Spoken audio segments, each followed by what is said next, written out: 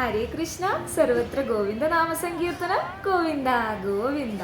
എല്ലാ പേർക്കും അഷ്ടപതി വെൽവിഷസിലേക്ക് സ്വാഗതം. എല്ലാവരും സുഖമായിരിക്കുന്നുവല്ലോ. ഇന്നലത്തെ പ്രത്യേകത എന്തായിരുന്നു? ഇന്നലെ രഥയാത്രയായിരുന്നു അല്ലേ? ജഗന്നാഥ് ഭഗവാന്റെ കൂടെ ആരൊക്കെ രഥയാത്രയിൽ പങ്കെടുത്തു എന്ന് മെസ്സേജ് ഇടണം കമൻറ്റ് സെക്ഷനിൽ. ഞാൻ റിപ്ലൈ തരുന്നതായിരിക്കും. പിന്നെ ജഗന്നാഥൻ്റെ രഥയാത്ര എന്ന് പറഞ്ഞാൽ എന്താണ്? എവിടെ നിന്നാണ് ജഗന്നാഥ് ഭഗവാൻ ഉത്ഭവിച്ചത്? ഇതൊക്കെ അറിയാനായിട്ട് നമുക്കിന്ന് കഥയിലോട്ട് കടന്നാലോ. മഹാഭാരതത്തിൻ്റെ അവസാനം ഗാന്ധാരി ഭയങ്കര ദുഃഖിതയായിരുന്നു. കാരണം എന്താ? ഗാന്ധാരിയുടെ പുത്രന്മാരെല്ലാവരും മരണപ്പെട്ടു അല്ലേ?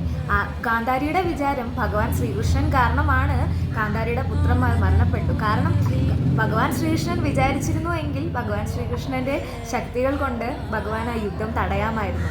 ഇത് വിശ്വസിച്ചുകൊണ്ട് ഗാന്ധാരി ശ്രീകൃഷ്ണനെ ശപിക്കുകയുണ്ടായി. എന്തായിരുന്നു ആ ശാപം? 35 വർഷം കഴിഞ്ഞ് യദുകുല വംശക്കാർ എല്ലാവരും തമ്മിൽ തല്ലി മരിക്കുകയും ദ്വാരക വെള്ളത്തിനടിയിലാവുകയും ചെയ്യുമെന്നായിരുന്നു ഗാന്ധാരി ശ്രീകൃഷ്ണ ഭഗവാനെ ശപിച്ചത്. സമയം കടന്നു പോവുകയും 35 വർഷങ്ങൾക്ക് ശേഷം ഗാന്ധാരി ശപിച്ചതുപോലെ യദുകുല വംശക്കാർ തമ്മിൽ തർക്കങ്ങൾ ഉണ്ടാവുകയും പ്രശ്നങ്ങൾ കാരണം തമ്മിൽ തല്ലി മരിക്കുകയും ചെയ്തു. ദ്വാരക അങ്ങനെ വെള്ളത്തിനടിയിലാവുകയും ചെയ്തു. അങ്ങനെ ഇരിക്കെ ഒരു ദിവസം ഒരു നദിയുടെ തീരത്ത് ഒരു മരത്തിൻ്റെ താഴെ ഭഗവാൻ ശ്രീകൃഷ്ണൻ വിശ്രമിക്കുകയുണ്ടായി. അപ്പോൾ ആകട്ടെ വേടനായ ജറ എന്ന് പറയുന്ന വേടൻ അതുവഴി പോവുകയുണ്ടായപ്പോൾ നോക്കിയപ്പോൾ ഒരു മാൻ ഒളിച്ചിരിക്കുന്നത് പോലെ തോന്നിയിട്ട് വേടൻ അമ്പ് ചെയ്തത് ഭഗവാൻ ശ്രീകൃഷ്ണൻ്റെ കാലിലായിരുന്നു തറച്ചു കയറിയത്. ജറ ഭഗവാനെ കണ്ട ഉടനെ ഓടിച്ചെന്ന് ക്ഷമ ചോദിക്കുകയാണ്. ഭഗവാനെ, എന്നോട് ക്ഷമിച്ചാലും ഞാൻ മനഃപൂർവ്വം ചെയ്തതല്ല, ഒരു മാനിനെയാണ് കണ്ടതെന്ന് വിചാരിച്ച് ചെയ്തതാണ്, ഭഗവാനെ ക്ഷമിച്ചോളൂ എന്ന് ഭഗവാനോട് പറയുവാണ്. അപ്പോൾ ഭഗവാൻ ആശ്വസിപ്പിച്ചുകൊണ്ട് ജറയോട് പറയുകയാണ്, ഈ ജറ എന്ന് പറഞ്ഞു കഴിഞ്ഞാൽ കഴിഞ്ഞ ജന്മത്തിൽ ബാലിയായിരുന്നു. അതായത് ശ്രീരാമൻ ആയിട്ട് അവതരിച്ചപ്പോൾ ബാലിയെ ശ്രീരാമൻ വധിച്ചിട്ടുണ്ടായിരുന്നില്ലേ, ആ ബാലിയാണ് ഈ ജന്മത്തിൽ ജറയായിട്ട് വന്നേക്കുന്നത്. അപ്പോൾ ഭഗവാൻ ശ്രീകൃഷ്ണൻ പറയുകയാണ്, നീ തന്നെയാണ് ഈ ജന്മത്തിൽ എന്നെ വധിക്കേണ്ടിയിരുന്നത്, അതുകൊണ്ട് തന്നെയാണ് ഞാൻ ഈ ഭൂമിയിൽ നിന്ന് പോകുന്നത്. അങ്ങനെ ഭഗവാൻ ശ്രീകൃഷ്ണൻ ഈ മെറ്റീരിയലിസ്റ്റിക് വേൾഡ് ആയിട്ടുള്ള ഈ ഭൂമിയിൽ നിന്ന് ഭഗവാൻ ശ്രീകൃഷ്ണൻ യാത്രയാവുകയാണ്. അങ്ങനെ ജറ ചെന്ന് അർജുനനോട് ഭഗവാൻ മരണപ്പെട്ടു എന്നുള്ള ദുഃഖവിവരം ജറ അർജുനനോട് പറയുകയാണ്. അർജുനനാകട്ടെ ആ വിഷമത്തിലും ദുഃഖത്തിലും ഭഗവാന്റെ അന്ത്യകർമ്മങ്ങൾ നടത്തി. പക്ഷേ ഭഗവാന്റെ മുഴുവൻ ശരീരവും ചാമ്പലായെങ്കിലും ഭഗവാന്റെ ഹൃദയത്തിന് മാത്രം ഒന്നും സംഭവിച്ചിട്ടില്ല. ഹൃദയം ഇങ്ങനെ തിളങ്ങിക്കൊണ്ടിരിക്കുകയാണ്. അങ്ങനെ അർജുനൻ എന്ത് ചെയ്തു? ഈ ഹൃദയത്തിനെ ഒരു തടിപ്പലകയിൽ വെച്ചിട്ട് നദിയിൽ ഒഴുക്കി വിട്ടു. ഈ നദിയിൽ ഈ ഒഴുക്കി വിട്ട തടിപ്പലകയിലുള്ള ഈ ഹൃദയം എവിടെയാ ചെന്ന് എത്തിയത്? അവസാനം പൂരിയിൽ, ഒഡീസയിലെ പൂരിയിലാണ് ഈ ഭഗവാന്റെ ഹൃദയം. ഇപ്പോൾ ഭഗവാന്റെ ഹൃദയത്തിന് പറയുന്ന പേര് ധർമ്മപദാർത്ഥ എന്നാണ് ഭഗവാന്റെ ഹൃദയത്തിനെ ഇപ്പോൾ വിളിക്കുന്ന പേര്. അപ്പോൾ അങ്ങനെ ഭഗവാന്റെ ആ ഒരു ഹൃദയം ചെന്നെത്തിയത് എവിടെയാണ്? ഒഡീസയിലെ പൂരിയിലാണ്. സ്കന്ദപുരാണം അനുസരിച്ച് വേടനായ ജറ, ഭഗവാൻ ശ്രീകൃഷ്ണന്റെ മരണത്തിന് കാരണമായ വേടനായ ആ ജറ വിശ്വബാസു എന്ന പേരിൽ പുനർജനിക്കുകയും ഈ വിശ്വബാസു ഒരു ഗ്രൂപ്പിൻ്റെ കീഴിലായിരുന്നു, സബാറാസ് എന്ന് പറഞ്ഞിട്ട്. അപ്പോൾ ഈ ഗ്രൂപ്പിൻ്റെ കൂടെ വിശ്വബാസു ഭഗവാന്റെ ഹൃദയത്തെ കണ്ടെടുത്തു എന്നാണ് സ്കന്ദപുരാണങ്ങളിൽ പറയുന്നത്. അപ്പോൾ ഭഗവാന്റെ ആ ഹൃദയത്തെ കണ്ടെടുത്തപ്പോൾ അതൊരു നീല കളർ തിളങ്ങുന്ന ഒരു രത്നത്തെ പോലെ ആയിരുന്നു.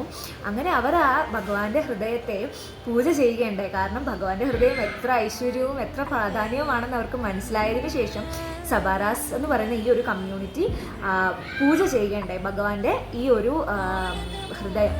അതിനെ നീൽ മാധവ് എന്ന പേരിലാണ് ഭഗവാന്റെ ഹൃദയത്തെ പിന്നെ അവർ വിളിച്ചിരുന്നത്. ഈ കാര്യം സബാറസ് എന്ന് പറയുന്ന ഈ ഗ്രൂപ്പിന് മാത്രമേ അറിയാവൂ. വേറെ ഒരാൾക്കും ഇവർ ഈ ഭഗവാന്റെ ഹൃദയത്തെ കണ്ടുപിടിച്ച കാര്യമോ അത് പൂജിക്കുന്ന കാര്യമോ വേറെ ഒരാൾക്കും അറിയത്തില്ലായിരുന്നു. ഇരിക്കെ ഒരു ദിവസം മാലവ രാജ്യത്തെ രാജാവായ ഇന്ദ്രദ്യുമനൻ, അദ്ദേഹം ഭയങ്കര വിഷ്ണുഭക്തനായിരുന്നു. അദ്ദേഹമാകട്ടെ ഈ നീൽമാധവ്, അതായത് ഭഗവാന്റെ ഹൃദയം ഉള്ള കാര്യം അറിയുകയും അത് വേണം എന്ന ആഗ്രഹം പുലർത്തുകയും ചെയ്തു. ഈ ഇന്ദ്രദ്യുമന മഹാരാജാവ് അതുകൊണ്ട് തന്നെ ഒരു ബ്രാഹ്മണ സന്യാസിയായ വിദ്യാപതിയെ സബാറാസിൻ്റെ തലവനോട് ചോദിക്കാൻ വേണ്ടി പറഞ്ഞു വിട്ടു. എന്നാൽ സബാറസിൻ്റെ തലവനായ വിശ്വബാസു ആവട്ടെ അത് സമ്മതിച്ചില്ല. അതായത് നീൽ മാധവ് കാണാനായിട്ട്, ഭഗവാന്റെ ഹൃദയം കാണാനായിട്ട് നമ്മളെ വിദ്യാപതിയായ സന്യാസിയെ സമ്മതിച്ചില്ല. അങ്ങനെ ഇരിക്കുമ്പോഴാണ് നമ്മളെ വിദ്യാപതിയായ ഈ സന്യാസി ലളിത എന്ന് പറയുന്ന പെണ്ണുമായിട്ട് സ്നേഹത്തിലാവുന്നതും അവർ കല്യാണം കഴിയുകയും ചെയ്യുന്നത്. ഈ ലളിത ആരാന്ന് വെച്ചാൽ വിശ്വവാസുവിൻ്റെ പുത്രിയാണ് ഈ ലളിത എന്ന് പറയുന്നത്.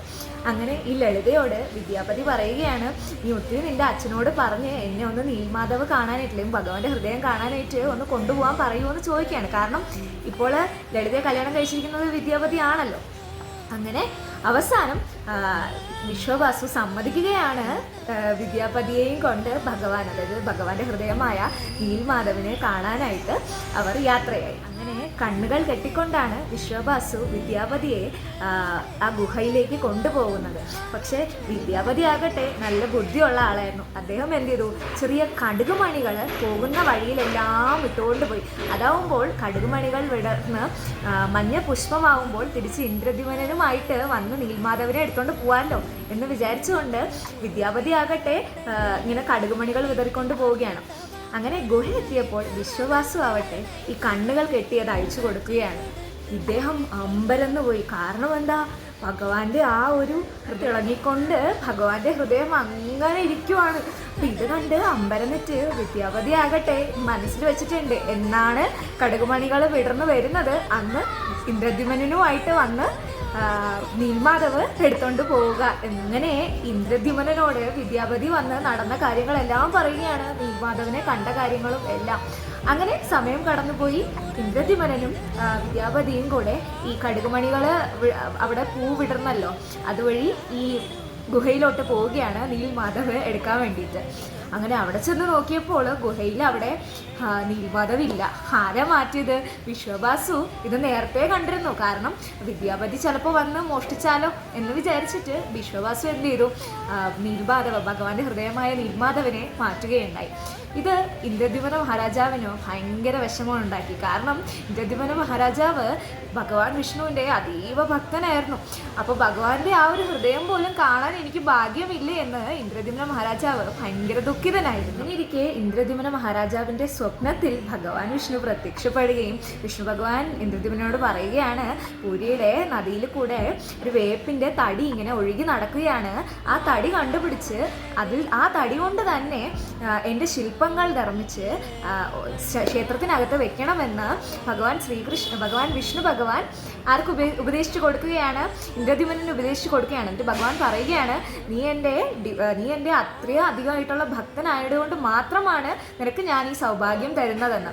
എന്നിട്ട് ഭഗവാൻ വേറൊരു കാര്യം കൂടെ പറഞ്ഞു, ഈ പ്രതിമയുടെ അകത്ത്, അല്ലെങ്കിൽ ഈ മരം കൊണ്ടുണ്ടാക്കിയ ആ ഒരു പ്രതിമയുടെ അകത്ത് ഭഗവാന്റെ നീൽമാധവ്, അതായത് ഭഗവാന്റെ ഹൃദയം അതിനകത്ത് ഘടിപ്പിക്കണമെന്നും ഭഗവാൻ വിഷ്ണു ഇന്ദ്രദ്യുമ്നന് ഉപദേശിച്ചു കൊടുക്കുകയാണ്.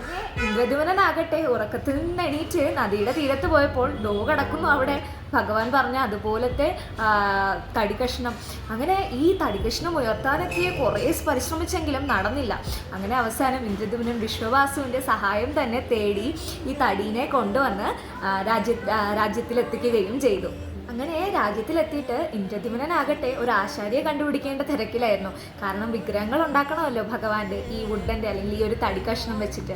അങ്ങനെ ഭഗവാൻ വിശ്വകർമ്മയാകട്ടെ ഒരു പഴയ ആശാരിയുടെ രൂപം സ്വീകരിച്ച് രാജാവിൻ്റെ മുന്നിലെത്തിയിട്ട് പറയുകയാണ്, ഞാൻ രാജാവിന് വേണ്ടിയിട്ട് ഈ തടി കഷ്ണം വെച്ച് ഭഗവാന്റെ വിഗ്രഹങ്ങൾ ഉണ്ടാക്കാം, പക്ഷേ ഒരേ ഒരു കണ്ടീഷനേ ഉള്ളൂ, എന്നെ ആരും ശല്യപ്പെടുത്തരുത്, എൻ്റെ ഈ ഒരു പണി തീരും വരെ എന്നെ ആരും ശല്യപ്പെടുത്തരുത്, ഭഗവാന്റെ വിഗ്രഹങ്ങൾ ഉണ്ടാക്കി തീരുന്നത് വരെ എന്നെ ആരും ശല്യപ്പെടുത്തരുതെന്ന് ഒരേ ഒരു കണ്ടീഷനാണ് ആര് വെച്ചത്, ഈ പഴയ ആശാരിയായിരുന്ന വിശ്വകർമ്മ വെച്ചത്.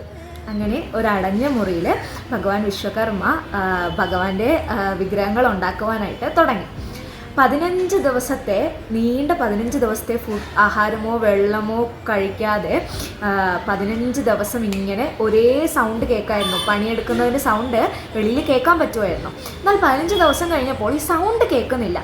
അതുകൊണ്ട് തന്നെ രാജ്ഞി ഇങ്ങനെ ഇന്ദ്രദ്യുമ്നനോട് പറയുകയാണ്, അദ്ദേഹം ഇത്രയും നാൾ ഭക്ഷണവും വെള്ളവും ഇല്ലാതെ സർവൈവ് ചെയ്ത് കാണുമോ എന്ന് രാജ്ഞി രാജാവിനോട് ചോദിച്ചപ്പോൾ രാജാവിനൊരു തോന്നല്, ഈ ഇദ്ദേഹം മരണപ്പെട്ടു പോയി കാണുമോ എന്ന് വിചാരിച്ചുകൊണ്ട് ഈ മുറി തുറക്കുകയാണ്. തുറന്നപ്പോഴത്തേക്കും ആ ആശാരി ആവട്ടെ, അതായത് നമ്മുടെ വിശ്വകർമ്മ ഭഗവാനാവട്ടെ അപ്രത്യക്ഷമാവുകയും ഭഗവാന്റെ 3 വിഗ്രഹങ്ങൾ, അതാണെങ്കിൽ പൂർത്തിയാവാത്ത 3 വിഗ്രഹങ്ങൾ അവിടെ അദ്ദേഹം ഉണ്ടാക്കിക്കൊണ്ടിരിക്കുകയാണ്. ഇന്ദ്രദ്യുമ്നൻ നോക്കിയപ്പോൾ 3 വിഗ്രഹങ്ങൾ, അതൊക്കെ ആരുടേതാണ്?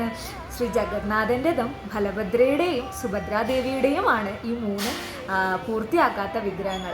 എന്നാൽ ഇത് കണ്ടിട്ട് ഇന്ദ്രദ്യുമ്നനാകട്ടെ അങ്ങ് അമ്പരന്ന് നിൽക്കുവാണ്. കാരണം എന്താ, ആ ചുണ്ടുകളാകട്ടെ, ആ ചുമന്ന ചുണ്ടുകളാകട്ടെ ഉണ്ടാക്കി വെച്ചേക്കുന്നത് നമ്മൾ ചെമ്പരത്തിയുടെ ഇതളുകൾ പോലെയും, കണ്ണാകട്ടെ നല്ല ഉരുണ്ടിട്ടും, കൈ പൂർത്തിയായിട്ടുണ്ടായിരുന്നില്ല, പകുതി വെച്ച് കൈ ഇങ്ങനെ നിൽക്കുവാണ് കഴുത്തിൻ്റെ താഴെ. അങ്ങനെ ഇന്ദ്രദ്യുമ്നനാകട്ടെ ഇതൊക്കെ കണ്ടിങ്ങനെ അമ്പരന്ന് നിൽക്കുവാണ്. ഇന്ദ്രദ്യുമ്നന് മനസ്സിലായി ഇന്ദ്രദ്യുമ്നൻ തെറ്റ് ചെയ്തിട്ടുണ്ട്. കാരണം പറഞ്ഞതാണ് പൂർത്തിയാവാതെ ഇത് തുറക്കരുതെന്ന് ആണല്ലോ.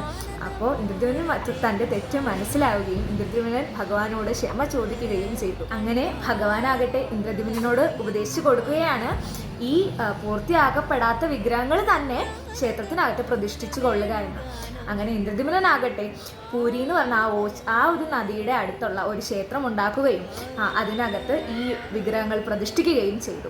ഈ വിഗ്രഹങ്ങൾ പ്രതിഷ്ഠിച്ചിട്ട് ഭഗവാൻ ജഗന്നാഥൻ്റെ ഹൃദയത്തിൽ തന്നെ നീൽമാധവായ ഭഗവാന്റെ ഹൃദയം പ്രതിഷ്ഠിച്ചു. ഇങ്ങനെയാണ് പൂരിയിലെ ജഗന്നാഥൻ്റെ ഹൃദയത്തിൽ നീൽമാധവ അല്ലെങ്കിൽ ഈ ഭഗവാന്റെ ഹൃദയം എന്ന് പറയുന്നത് പ്രതിഷ്ഠിക്കുകയുണ്ടായതെന്നും ഭഗവാൻ ജഗന്നാഥൻ്റെ ഭക്തർ ഭഗവാന് വേണ്ടിയിട്ട് പൂജകളും കാര്യങ്ങളും എല്ലാം ചെയ്യുന്നുണ്ട് പൂരിയിൽ. അതുമാത്രമല്ല എല്ലാ ആഷാഢ മാസത്തിലും, അതായത് 12 തൊട്ട് 19 വർഷത്തിനിടയിലുള്ള ആഷാഢ മാസത്തിൽ 2 പ്രാവശ്യം ഫുൾ മൂൺ ഉണ്ടായിട്ടുണ്ടെങ്കിൽ ഭഗവാന്റെ ഹൃദയമായ ഈ നീൽമാധവിനെ എടുത്ത് പുതിയ ഒരു വിഗ്രഹത്തിലേക്ക്, അതായത് പുതുതായിട്ട് തടി കൊണ്ടുണ്ടാക്കിയ വിഗ്രഹത്തിലോട്ട് അവർ പ്രതിഷ്ഠിക്കുകയും ചെയ്യും. ഈ 12 തൊട്ട് 19 വർഷത്തിനിടയിലാണ് ഈ സംഭവം നടക്കുന്നത്. വിഗ്രഹമായിട്ട് ദാരുബ്രഹ്മ എന്ന് പറയുന്ന തടികൾ കൊണ്ടാണ് അടുത്ത വിഗ്രഹങ്ങൾ ഉണ്ടാക്കുന്നത്. അങ്ങനെ ഈ ആഘോഷത്തിൻ്റെ പേര് നബക്കലഭാര എന്നും ആണ് അറിയപ്പെടുന്നത് പൂരിയിൽ. എന്നാണോ ഈ ഭഗവാന്റെ ഹൃദയമായ നീൽമാധവ് അത് ബ്രഹ്മപദാർത്ഥ എന്നും അറിയപ്പെടുന്നു ഇപ്പോൾ ഈ ബ്രഹ്മപദാർത്ഥനെ എന്നാണോ അല്ലെങ്കിൽ നീൽമാധവായ ഭഗവാന്റെ ഹൃദയത്തെ എന്നാണോ മാറ്റിവെക്കുന്നത്, അന്ന് പൂരിയിലെ ആ ഒരു പ്രദേശം മൊത്തവും പവർ കട്ടായിരിക്കും. എന്ന് പറഞ്ഞാൽ അവിടെ കറണ്ട് ഉണ്ടാവത്തില്ല.